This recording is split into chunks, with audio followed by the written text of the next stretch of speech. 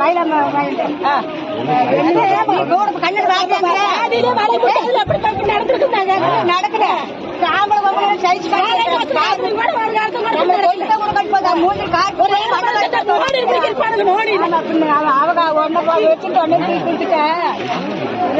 என்ன ஊக்கத்தின் சோழப்பட்டு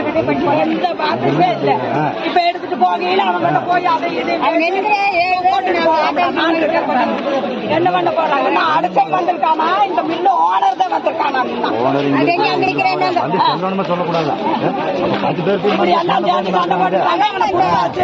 நாங்க பாக்கலாம் நாங்க சொல்றோம்னு சொல்லணும் இல்ல